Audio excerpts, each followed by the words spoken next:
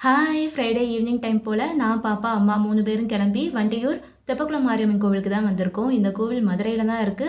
மதுரை மீனாட்சி அம்மன் கோவில்ல இருந்து 2 கிலோமீட்டர் டிஸ்டன்ஸ்ல இந்த கோவில் பார்க்கலாம். ரீசெண்டா போட்ட ஷார்ட்ஸ் வீடியோல கூட நான் ஷேர் பண்ணியிருப்பேன். பாப்பாவுக்கு வந்து அம்மை போட்டிருக்கு அப்படின்னு. அம்மை போட்ட டைம்ல இந்த கோவில்ல வந்து தீர்த்தம் வாங்கி கொடுக்கறது வழக்கம். நாங்களுமே வந்து வாங்கி கொடுத்தோம். பாப்பாவுக்கு ஒரு 5 நாள்ல கம்ப்ளீட்டா அம்மை வந்து நல்லபடியா இறங்கிருச்சு. அதனால அம்மனுக்கு கண்டிப்பா நன்றி சொல்லியே ஆகணும். இன்னைக்கு கோவிலுக்கு வந்து பாப்பா பேருக்கு ஒரு அர்ச்சனை பண்ணிட்டு, அம்மை நல்லபடியா இறங்கிருச்சு அப்படின்னா மாவிளக்கு எடுக்கிறேன்னு நேர்ந்துக்கிட்டாங்க. அந்த நேர்த்திக்கடனுக்கு பார்த்தீங்கன்னா, வீட்லயே நாங்க மாவெல்லாம் ரெடி பண்ணி கொண்டு வந்துட்டோம்.